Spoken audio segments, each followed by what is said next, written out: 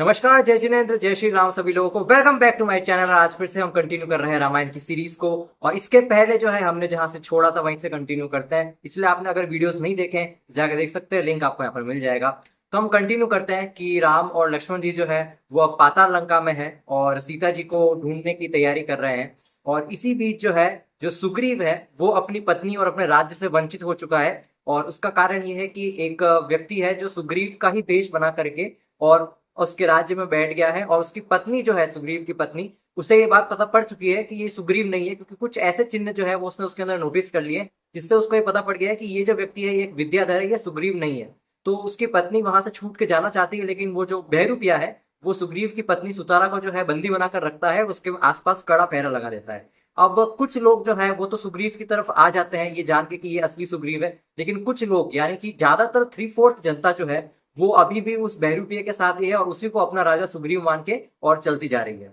अब यहाँ पर जो असली सुग्रीव है वो खरदूषण की सहायता मांगने जा ही रहे होते हैं कि बीच में उनको लाशों का ढेर दिखता है, जिससे उनको ये ज्ञात होता है कि यहाँ पर खरदूषण और लक्ष्मण जी के बीच भीषण युद्ध हुआ था, जिसके अंदर लक्ष्मण जी ने खरदूषण को जो है वो समाप्त कर दिया है। अब ये जानने के बाद कि खरदूषण भी समाप्त हो गए, उनकी सहायता कौन करेगा, तो वह यह विचारते हैं कि जिस व्यक्ति ने खरदूषण को मारा है वह कितना सामर्थ्यशाली होगा। और उन्हें ये भी पता पड़ता है कि उनके बड़े भ्राता यानी कि श्री राम की पत्नी का अपहरण हो गया है और उनकी और मेरी स्थिति अभी सेम है, यानी उनके पास भी पत्नी नहीं है और मेरे पास भी पत्नी नहीं है, तो क्यों न जाके उन्हीं से जो है सहायता मांगी जाए। तो अब श्री राम जो है वो सुग्रीव की सारी बातें सुनते हैं और ये सोच विचार के उसे बोलते हैं कि मैं तुम्हारी सहायता करने को तैयार हूँ, लेकिन उसके बदले में तुम्हें भी जो है मेरी सहायता करनी होगी। और उसके बाद वो सुग्रीव के साथ मित्रता स्थापित करते हैं, जिसमें सुग्रीव भी जो है उनको ये वादा करते हैं कि मेरी सहायता हो जाने पर, यानी कि मुझे जब मेरी पत्नी और मेरा राज्य वापस मिल जाएगा, तो मैं भी जो है आपकी पत्नी सीता को ढूंढने में जो है अपनी सारी सेना और अपना सारा सामर्थ्य जो है वो लगा दूंगा। अब इसके बाद जो है वह श्री राम और विरादित और उनकी बाकी जितनी भी सेना है विरादित की, वो सुग्रीव के साथ जो है वो किष्किंधापुरी जाते हैं, जहां पर सुग्रीव जो है वो नकली सुग्रीव को ललकारता है युद्ध के लिए। अब क्योंकि नकली सुग्रीव ने भी सुग्रीव का ही वेश धारण कर रखा था, तो श्री राम जो है वो उस पर तीर नहीं चला पाते इस कंफ्यूजन के अंदर कि कहीं ये तीर असली सुग्रीव को ना लग जाए। अब यही जो बात है ये एक पॉइंट मैटर करता है कि सुग्रीव जो है वो दशानन के पास नहीं जाता है, कि वही सोचता है कि अगर दशानन जो है अभी जिस स्थिति में है, वो इतना क्रोधित हो जाएगा कि वो कहीं हम दोनों को ही ना मार डाले। ये इस कंफ्यूजन में कि कौन असली सुग्रीव है, छोड़ यार दोनों को ही ठोक देते हैं। अब दूसरे दिन क्या होता है कि जब युद्ध होने वाला होता है तो लक्ष्मण जी जो है वो सुग्रीव को कसकर पकड़ लेते हैं ताकि वह युद्ध के लिए ना जाए, और श्री राम जो है वह सामने से नकली सुग्रीव को ललकारते हैं। और जब नकली सुग्रीव जो है वो युद्ध भूमि में आता है तो श्री राम के प्रभाव से उनकी सारी माया जो है वहां पे खत्म हो जाती है और उनका असली रूप जो है वो लोगों के सामने आ जाता है। अब उनका असली रूप जानने के बाद जितने भी लोग होते हैं और जितने भी बाकी सेनाएं होती है वो असली सुग्रीव को पहचान जाती है और उनकी तरफ से लड़ने लगती है, जिसमें श्री राम जो है वो फाइनली उस नकली सुग्रीव यानी कि जो विद्याधर है उसका वध कर देते हैं। इस सहस गति के इस असली रूप को देखकर सभी वानरवंशी सेना एक हो गई और राम ने युद्ध में सहस गति को मारकर सुग्रीव का राज्य व पत्नी उसे दिलाकर अपना वचन पूरा किया। यानी कि वो जो विद्याधर था जिसने नकली सुग्रीव का रूप धारण किया था उसका नाम सहस गति था। और ये जो साहस गति है ये बेसिकली सुतारा के ऊपर बहुत शुरू से ही मोहित था, और जब उसको ये पता पड़ा कि सुग्रीव से उसकी शादी हो गई है तो साहस गति ने सुग्रीव का वेश बना करके सुतारा को पाना चाहा। अब क्योंकि सुग्रीव का राज्य उनको वापस मिल चुका है तो वो अपने राज्यपाट को संभालने में और बाकी भोग विलास भोगने में इतने मग्न हो जाते हैं कि उनको ये भान ही नहीं रहता है कि उन्होंने श्री राम को वचन दिया था कि वो सीता जी को खोजने में उनकी सहायता करेंगे। अब अपने भाई को दुखी देखकर लक्ष्मण जो है वो क्रोधित हो जाते हैं और किष्किंधापुरी में सुग्रीव को जाते हैं उनको मारने के लिए कि तुम अपना वचन भूल चुके हो, इसलिए मैं तुम्हें दंड दूंगा। अब लक्ष्मण जी का ये क्रोध देख के सुग्रीव को उनकी भूल का पश्चाताप होता है और वो जो है उनसे माफी मांगते हैं राम जी से और लक्ष्मण जी से, और कहते हैं कि अब मैं आपकी पूरी सहायता करने को तैयार हूँ, अपनी सारी सेना जो है वह सीता जी की खोज में भेजूंगा। और स्वयं भी सुग्रीव जो है वह एक गुट लेकर के और निकल जाते हैं सीता जी को ढूंढने के लिए। जब सीता जी को ढूंढते हुए जब वे महेंद्र पर्वत पर पहुंचे तो वहां पर उन्होंने अत्यंत भयभीत दयनीय अवस्था में पड़े हुए रत्न जटी को देखा। अब रत्न जटी ये सोचता है कि सुग्रीव को भी जो है वह दशानन ने भेजा है उसे मारने के लिए, लेकिन ऐसा नहीं होता है। सुग्रीव रत्न जटा को सारी बातें बताते हैं। अब रत्न जटी सारी सिचुएशन जानने के बाद जो है वह सुग्रीव को बताते हैं कि रावण जो है वह सीता जी को लंका की ओर ले गया है। अब श्री राम जो है वो बाकी जितने भी विद्याधर है उनसे पूछते हैं कि ये लंका कहाँ पर है और लंका कैसी दिखती है, मतलब कुल मिला के लंका के बारे में इन्फॉर्मेशन पूछते हैं, जिसमें जितने भी विद्याधर है वो सारा अपना मुंह नीचा करके और मौन रहते हैं, क्योंकि वो लंकाधिपति रावण के भय से ग्रस्त होते हैं, क्योंकि उनको पता है कि उसकी शक्ति का कोई तोड़ नहीं है। अब राम के अति आग्रह करने पर उन्होंने लंका के बारे में बताते हुए कहा कि यह नगर त्रिकुटांचल पर्वत के शिखर पर है, जिसके चारों तरफ खाई है। यह अति सुंदर स्वर्णमयी नगरी है, वहां से घर विमान के समान लगते हैं। जहाँ लंकाधिपति अपने परिवारजनों के साथ रहते हैं। यह सुनकर लक्ष्मण बोले, जब वह इतना बलवान था तो एक स्त्री को चुराने की क्या जरूरत लगी। खैर, फिर श्री राम बोलते हैं कि इन सब बातों का क्या मतलब है लक्ष्मण, हमें जो है सीता को खोजने जाना है और रावण को जो है हराना है। अब श्री राम किसी भी तरह नहीं माने, तब जम्बूनाथ मंत्री बोले। अब यहाँ पर जितनी मुझे समझ पड़ी है, जितना मैं समझ पाया हूँ, जाम्बूनद जो है वो बेसिकली जामवंत का ही नाम हो सकता है यहाँ पे, क्योंकि जामवंत कहीं पर भी नाम नहीं दिया गया इस रामायण के अंदर। जैन रामायण के अंदर जाम्बूनद मंत्री जो है उसका नाम बार बार आता है। जब श्री राम किसी भी तरह नहीं माने तो जाम्बूनद मंत्री एक बार बोलते हैं कि दशानन जो है अनंत वीर केवली से अपने मृत्यु का कारण पूछते हैं। तब अनंत वीर केवली जो है वो रावण को बताते हैं कि जो भी कोटिशिला को उठाएगा वही तुम्हारी मृत्यु का कारण बनेगा। ये सुनने के बाद लक्ष्मण जो है बोलते हैं कि इसी में क्या बड़ी बात है, कोटिशिला को तो मैं अभी उठा लेता हूँ। और अंत में लक्ष्मण ने घुटनों तक कोटिशिला को उठाया। आकाश में देवों ने भी उनका जय जयकार किया। अब कोटिशिला जो है वह आज भी गुजरात के अंदर जो अरावली की पहाड़ियां हैं वहां पर तारंग हिल्स जैन टेम्पल नाम से है। और यहाँ पर जो है इसको कोटिशिला इसलिए कहा गया है क्योंकि यहाँ पर कोटि कोटि मुनिराज जो है वहां से मोक्ष गए हैं, कि बहुत से नंबर्स में जो है यहाँ से लोग जो है मुनि दीक्षा धारण करके और मोक्ष गए हैं। इसके पश्चात सभी ने समेत शिखर, कैलाश गिरी आदि सभी क्षेत्रों की वंदना की और फिर किष्किंधापुरी लौटा। समेत शिखर जी भी है, बहुत सारे मुनिराज जो है मोक्ष गए हैं और 20 तीर्थंकर जो है 24 में से वह यहाँ से मोक्ष गए हैं। और इसको आज भी पारसनाथ हिल्स के नाम से जाना जाता है, समेत शिखर जी को, जो कि जैनिज्म का सबसे बड़ा तीर्थ क्षेत्र माना जाता है। और कैलाश पर्वत की वंदना भी की जाती है जैन धर्म के अंदर, क्योंकि वो भी जो है अष्टापद के नाम से जाना जाता है कैलाश पर्वत, क्योंकि यहाँ पर भगवान आदिनाथ जो कि ऋषभ देव जी है वो उनकी मोक्ष स्थली है। और आदिनाथ भगवान के मोक्ष जाने से जो है उनके पुत्र भरत ने यहाँ पर जो है एक घंटाकार मंदिर बनाया था। अब जब उन सबको ये निश्चित हो गया कि रावण को हराया जा सकता है क्योंकि लक्ष्मण ने जो है वो कोटिशिला को उठा लिया है, तो अब वो लोग बोलते हैं कि हम रावण को हरा तो देंगे लेकिन उस तक पहुंचना अभी भी बहुत मुश्किल है, क्योंकि लंका जो है वहां तक कोई भी इतनी आसानी से नहीं जा सकता है। और इसीलिए वो बोलते हैं कि अब सिर्फ एक ही व्यक्ति है जो ये कार्य पूर्ण कर सकता है। इसलिए वो हनुमान जी को याद करते हैं, जिसमें जम्बूनाथ जो है वो हनुमान जी की और अपना दूत भेजते हैं ताकि वो उन्हें बुलवा सके। अब हनुमान जो है वो राज्यसभा में शोक मग्न बैठे थे। युद्ध में श्वशुर खरदूषण की मृत्यु के समाचार से वे दुखी थे।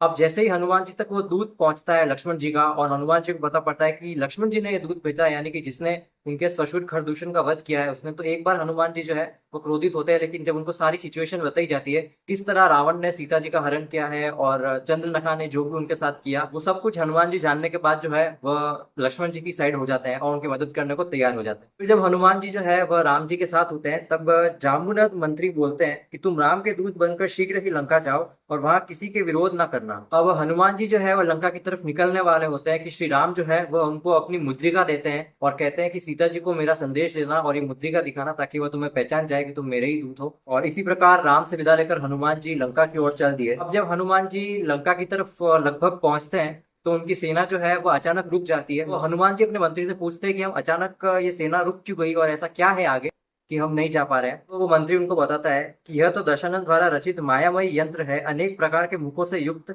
सबको भक्षण करने वाला देदीप्यमान यह मायामयी कोट देवों द्वारा भी दुर्गम्य है, यानी कि देव भी वहां नहीं जा सकते, इतनी शक्ति से इतनी माया से वो कोट जो है बनाया गया है।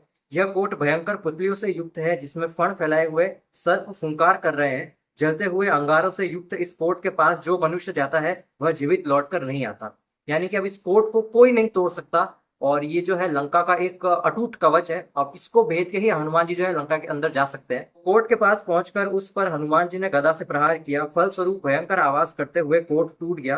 कोट भंग की आवाज सुनकर कोट का रक्षक वज्रमुख सेना सहित आया और हनुमान से युद्ध करने लगा, पर कुछ देर में ही हनुमान ने उसे मार दिया।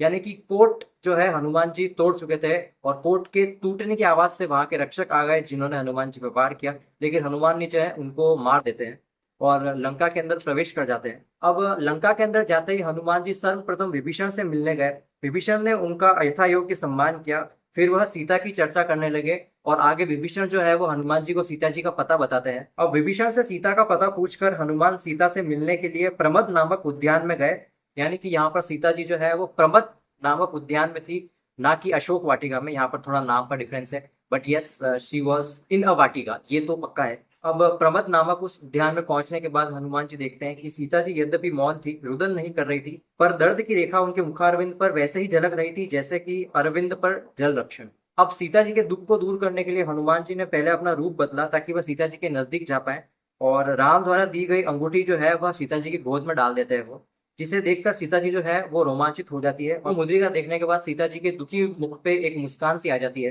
अब सीता जी की मुस्कान देखने के बाद सब लोग जो वहां पर आसपास सीता जी की सुरक्षा कर रहे होते हैं, उन पे नजर रख रहे होते हैं, वह देखते हैं कि इतने टाइम से दुखी एक नारी जो है वो अचानक मुस्कुराने क्यों लग गई। और ये जानने के बाद मंदोदरी जो है, जो कि रावण की पत्नी है, वो वहां पे आ जाती है। वो सीता जी को डराने धमकाने की कोशिश करती है और कहती है कि तुम जो है मेरे पति की बात मान लो, यही इसमें तुम्हारी भलाई है। लेकिन सीता जी नहीं मानती और वो बोलती है कि अब तुम सबका अंत जो है वो निकट है, मेरे पति का संदेश मेरे तक पहुंच चुका है। लेकिन सब लोग जो है इस बात पे नहीं मानते। अब इस बात का विश्वास दिलाने के लिए कि श्री राम का संदेश सीता जी को मिल गया है, सीता जी जो है वो ऊंचे स्वर में पूछती है कि कौन है जिन्होंने मेरे प्रभु की मुद्रिका जो है वह मुझ तक पहुंचाई। और उसके बाद हनुमान जी जो है वो अपने असली रूप में आते हैं और अपना परिचय देते हैं सीता जी को। अब हनुमान जी जो है वो सीता जी को पूरा प्रकरण सुनाते हैं कि कैसे वो श्री राम से मिले और क्या क्या और भी चीजें हुई उनके रावण द्वारा हरण होने के बाद। और ये सब हो जाने के बाद हनुमान जी और मंदोदरी में जो है बहुत सी बहस होती है, जिसमें हनुमान जी जो है वो तार्किक बातें करके एक बार तो मंदोदरी को चुप करा देते हैं और सीता जी को बोलते हैं कि आप भोजन ग्रहण कर लीजिए। प्रतिज्ञा की पूर्ति होने से सीता ने भी भोजन ग्रहण कर लिया, क्योंकि सीता जी ने प्रतिज्ञा की थी ना कि वो श्री राम का संदेश जब तक नहीं मिल जाता उनको तब तक वो भोजन और जल ग्रहण नहीं करेगी। अब तदंतर हनुमान बोले कि हे माते, आप मेरे कंधे पर चढ़ो, मैं आपको क्षण मात्र में ही आपके पति के पास पहुंचा दूंगा। सीता ने कहा कि पति की आज्ञा बिना मेरा वहां जाना उचित नहीं। जितनी देर में जो रावण के सिपाही थे वह हनुमान जी को पकड़ने के लिए वहां पर पहुंच जाते हैं। अब सिपाहियों ने हनुमान जी पर आक्रमण किया। उस समय हनुमान शस्त्र रहित थे, अतः वे अपनी सुरक्षा के लिए पेड़ उखाड़ उखाड़ कर उन पर फेंकने लगे, जिससे महल गिर पड़े, हजारों सुबत मारे गए। यह देखकर मेघवाहन और इंद्रजीत सेना सहित आए। बहुत देर तक युद्ध करने के पश्चात इंद्रजीत ने हनुमान को नागपाश में जकड़ दिया और उसे अपने पिता दशरथ के पास ले गए। अब हनुमान जी और दशानन जो है वह आमने सामने आ जाते हैं दरबार के अंदर। दशानन जो है वो बोलते हैं कि पूरे नगर में घुमाया जाए और तरह तरह के कष्ट दिए जाए। हनुमान जी भी जो है वह दशानन को समझाते हैं कि तुम ये जो भी कर रहे हो वो सही नहीं है, सीता जी को जो है वह सम्मान सहित राम जी के पास लौटा दो। और दशानन नहीं मानता है तो हनुमान जी भी उनको कहते हैं कि विनाश काले विपरीत बुद्धि। और यही सुन के दशानन क्रोधित हो जाता है और ये सारा आदेश दे देता है हनुमान जी को दंड देने का।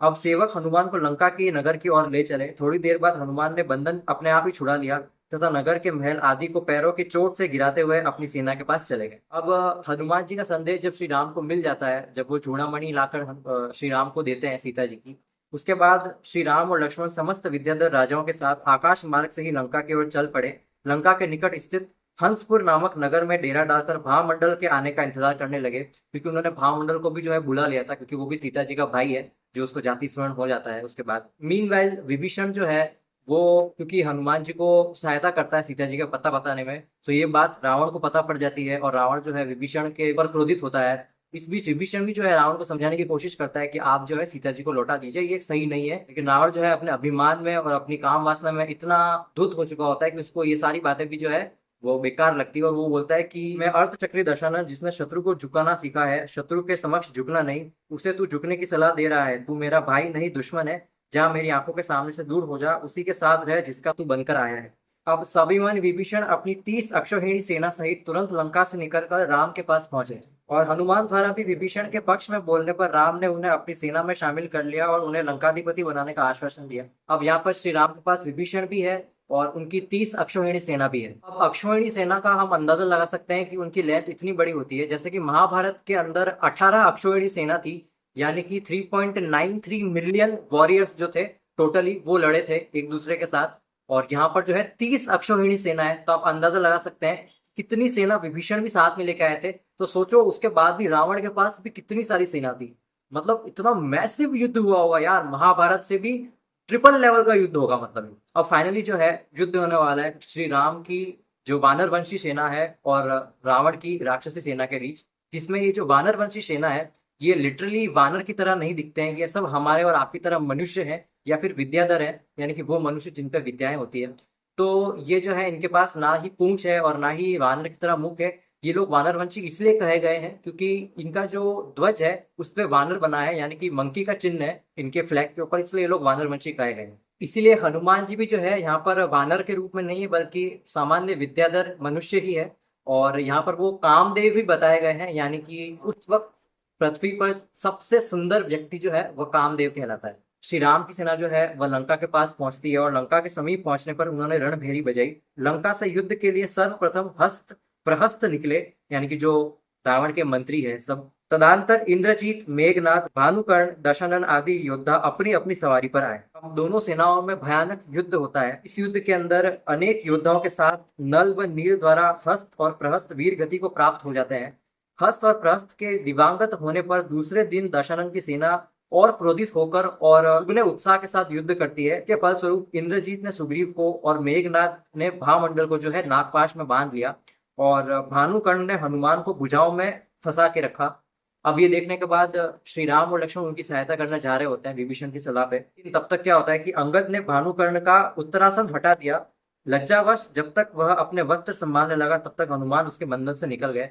यानी कि अंगद आता है और वो बेसिकली क्या करता है कि भानुकर्ण की लंगोटी खींच लेता है, मिला के पूरी लोगों के सामने नंगा कर दिया। और क्योंकि वो नंगा है तो वो अपनी लाज बचाने के लिए ऐसे करता है जितने में हनुमान जी जो है वो उसकी भुजाओं से छूट जाते हैं। अब उस दिन तो युद्ध समाप्त हो गया, लेकिन उस दिन के युद्ध के फलस्वरूप कि सुग्रीव और भामंडल जो है वो नागपाश में बंद है। अब उनको भी छुड़ाने का कोई उपाय सोचना होगा। तो भामंडल और सुग्रीव को बेहोश देखकर राम ने गरुड़ेंद्र को याद किया। अब अवधि ज्ञान से राम और लक्ष्मण की परेशानी जानकर गरुड़ेंद्र जो है वो अपनी कुछ विद्याएं जो है वो किसी विद्याधर के द्वारा भेजते हैं, जिसमें श्री राम को सिंह वाहिनी और लक्ष्मण को गरुड़ वाहिनी विद्या प्रदान की जाती है गरुड़ेंद्र के द्वारा। और साथ ही साथ जलबाण, अग्निबाण, पवन बाण आदि दिव्यास्त्र भी जो है वो गरुड़ेंद्र श्री राम को मदद के लिए भेजता है। अब लक्ष्मण ने जो है गरुड़ वाहिनी विद्या से भामंडल और सुग्रीव को जो है वह नागपाश से मुक्त करा दिया। अब अगले दिन वापस जो है वानर वंशियों और राक्षसों की सेना में, यानी कि राम जी और रावण की सेना में जो है वो युद्ध होता है। इसके अंदर रावण और विभीषण जो है वह आमने सामने आ जाते हैं, जिसमें वो एक दूसरे के साथ घमासान युद्ध करते हैं और एक दूसरे के रथ, छत्र, ध्वजा और सब कुछ तोड़ देते हैं। इसी तरह जो है राम भानुकर्ण से और लक्ष्मण इंद्रजीत से परस्पर युद्ध करने लगते हैं। अब इंद्रजीत ने लक्ष्मण पर तामस बाण चलाया, जिससे लक्ष्मण ने सूर्य बाण से काट दिया। अब इसके बाद इंद्रजीत ने आशीर्विश नामक नाग बाण चलाया, जिसका निराकरण लक्ष्मण ने गरुड़ बाण से किया। अब लक्ष्मण ने इंद्रजीत पर नाग बाण चलाया, जिससे वह बेहोश हो गया और राम ने भी भानुकर्ण को बेहोश कर दिया और दोनों को बांधकर रथ में डालकर वे विरादित व भामंडल को सौंप देते हैं। इसी बीच क्या होता है कि दशानन जो है विभीषण पर त्रिशूल चलाते हैं, जिसे लक्ष्मण बीच में ही रोक देते हैं। अब इसी से क्रोधित होकर दशानन जो है वो लक्ष्मण के ऊपर अमोघ क्षेपा शक्ति चलाते हैं, जिससे लक्ष्मण जो है वो बेहोश हो जाते हैं। अब क्योंकि लक्ष्मण बेहोश हो गए हैं और इसी कारण जो है उस वक्त युद्ध समाप्त हो जाता है और श्री राम जो है वो लक्ष्मण को लेकर के एक बार अपने शिविर में चले जाते हैं। जब श्री राम जो है वो लक्ष्मण की इस हालत पर रुदन कर रहे होते हैं तो वहां पर एक अनजान व्यक्ति आता है। वो बोलता है कि मैं देवहित नामक राजा का पुत्र हूँ और मैं एक दिन आकाश से जा रहा था और मेरा सहस्त्र विजय नामक राजकुमार से युद्ध हुआ, जिससे युद्ध में बेहोश होकर मैं गिर पड़ा और मुझे गिरता देखकर दूर से जो है अयोध्या के राजा भरत जो है वो मेरी सहायता करते हैं। और जब मुझे पता पड़ा कि आप जो है उन्हीं भरत के बड़े भाई हैं और अब आप मुसीबत में हैं, तो मेरी भी रिस्पॉन्सिबिलिटी बनती है कि मैं उनका उपकार जो है भरत का वो चुकाऊं और आपकी सहायता करूं। तो देवगीत राजा का वो पुत्र जो है वह श्री राम को जो लक्ष्मण के ऊपर भी विद्या चली गई थी उसी का तोड़ बता देता है कि ये तोड़ जो है वो भरत के पास ही है। के बाद श्री राम जो है वह हनुमान जी को भेजते हैं भरत के पास। हनुमान जी जो है वह अयोध्या जाते हैं और वहां पर जब राजा भरत शयन कर रहे होते हैं तो उनको उठाकर जो है वो सारा विवरण सुनाते हैं, कैसे सीता जी का हरण हुआ और पूरी स्टोरी बेसिकली सुनाते हैं अभी तक की। ये सुनने के बाद भरत जी जो है वो अपनी सेना लेकर जाने को तैयार हो जाते हैं, लेकिन हनुमान जी समझाते हैं कि आपको जाने की जरूरत नहीं है, कि मेरे को जो सिर्फ है आप लक्ष्मण जी के ऊपर लगी इस विद्या का तोड़ बता दीजिए। वो उनको एक जल देते हैं और चंदन का लेप देते हैं। फिर हनुमान जी पूछते हैं कि ये जल में ऐसी क्या शक्ति है कि सारी विद्याएं तोड़ देती है। तब भरत जी बताते हैं कि जब एक बार क्या होता है कि बहुत सारे लोगों पर बीमारी आ गई थी, सब लोग रोग ग्रसित हो गए थे, लेकिन राजा द्रोण मेघ जो है उनकी प्रजा और वो लोग जो है वो उस रोग से ग्रसित नहीं थे, वो लोग बचे हुए थे। तब राजा भरत जो है वो द्रोण मेघ के पास से ये जो शक्ति है जल वाली वो लेके आते हैं। द्रोण मेघ राजा बताते हैं कि सुगंधित जल की उत्पत्ति पूछने पर राजा द्रोण मेघ ने बताया कि मेरी विशल्या नाम की पुत्री जब गर्भ में आई तभी मेरे देश की समस्त व्याधियां दूर हो गई और अभी उसके स्नान से ये जल जो है हर किसी के रोग और घाव जो है वो हर लेता है और उसी के शरीर से जो सुगंध आती है उसी से ये जो जल है ये भी सुगंधित होता है। तो भरत जी बोलते हैं कि आप एक कार्य कीजिए कि आप ये जल नहीं पूरी की पूरी विशल्या को जो है अपने साथ ले जाइए। और भरत जी बताते हैं कि द्रोण मेघ राजा को ये कहा गया है कि उनकी पुत्री विशल्या जो है वो लक्ष्मण की ही पत्नी बनेगी आगे चल के। द्रोण मेघ के राज्य में जाकर विशल्या सहित 1000 कन्याओं के साथ वे आकाश मार्ग से शीघ्र ही लंका के पास स्थित अपने सेना के पड़ाव में पहुंच जाते हैं हनुमान जी। उसके बाद वो विशल्या के स्नान का जो जल होता है वो जो है जब लक्ष्मण जी पे छिड़का जाता है, मतलब कुल मिला के उनका उपचार किया जाता है, उन पे वो चंदन का लेप लगाया जाता है। उसके बाद वो विद्या जो है वो निकल जाती है। अब जब विद्या निकल जाती है और लक्ष्मण उठ खड़े होते हैं, तो उठते ही के लक्ष्मण बोलते हैं कि दशरथन किधर है, दशरथन किधर है, ऐसे करके वो क्रोध में दशरथन को पुकारते हैं। इसमें श्री राम जो है लक्ष्मण जी को शांत कराते हैं और उनको पूरा सिनेरियो समझाते हैं कि तुम पर विद्या चलाई गई थी और विशल्य को जो है यहाँ पर लाया गया तुम्हारी विद्या को तोड़ने के लिए। उसके बाद विशल्य और लक्ष्मण जी का जो है वहां पर पाणिग्रह संस्कार हो जाता है, यानी कि उनकी शादी हो जाती है। अब विद्या के निकलते ही जो है हनुमान जी उस विद्या को पकड़ लेते हैं और वो विद्या जो है वो एक दिव्य स्त्री का रूप धारण करती है और हनुमान जी से बोलती है कि मैं अमोघ विजया नामक शक्ति हूँ, मुझे दशानन ने कैलाश पर्वत पे भक्ति गान करते हुए प्राप्त किया था। यानी कि जब उसने कैलाश पर्वत उठाया था, हमने देखा था पिछले वीडियोस के अंदर, तो धर्मेंद्र जो थे, धर्मेंद्र देव ने उनको शक्ति दी थी। तो ये वही शक्ति है और ऐसा धर्मेंद्र देव ने इसलिए किया था क्योंकि उनका सिंहासन कंपायमान हो गया था। जब रावण जो है उसकी वीणा का तार टूट जाता है तो वो अपनी नसों से उस वीणा के अंदर तार लगाता है और भगवान की भक्ति करता है, शांतिनाथ भगवान की। अब क्योंकि भानुकर्ण, इंद्रजीत और ये सब जो है वो श्री राम के द्वारा बंदी हो चुके हैं, भाई व पुत्रों को जीवित वापस लाने के इच्छुक दशानन ने बहुत सोच विचार कर बहुरूपिणी विद्या सिद्ध करने का निर्णय लिया। अब बहुरूपिणी विद्या के बारे में यहाँ पे लिखा है कि दशानन को 24 दिन में सिद्ध होने वाली बहुरूपिणी विद्या, जो कि देवताओं के भी मद को हरने वाली है, इसके सिद्ध होने पर दशानन जो है वह अजय हो जाएगा। अब रावण जो है वो बहुरूपिणी विद्या सिद्ध करने का निर्णय लेता है और इसीलिए वो शांतिनाथ मंदिर चला जाता है। और शांतिनाथ मंदिर जाने से पहले रावण जो है मंदोदरी को ये कह के जाता है कि इस बीच जब अष्टानिका महापर्व शुरू होने वाले हैं। अब अष्टानिका महापर्व मैंने जो है आपको पिछले वीडियोस में ही बता दिया था कि क्या होता है। अब अष्टानिका महापर्व भी शुरू होने वाला है और रावण जो है बहुरूपिणी विद्या सिद्ध करने वाला है, जिसकी सिद्ध होने के बाद रावण जो है लगभग अजय हो जाएगा। और इसीलिए रावण जो है वो बोलता है कि जब तक मैं शांतिनाथ भगवान के मंदिर में बैठ के यहाँ पर बहुरूपिणी विद्या सिद्ध कर रहा हूँ, तब तक लंका में किसी भी प्रकार का जो है उपद्रव नहीं होना चाहिए, यानी कि कोई भी प्रकार का युद्ध या किसी प्रकार का कष्ट कोई भी किसी को नहीं देगा।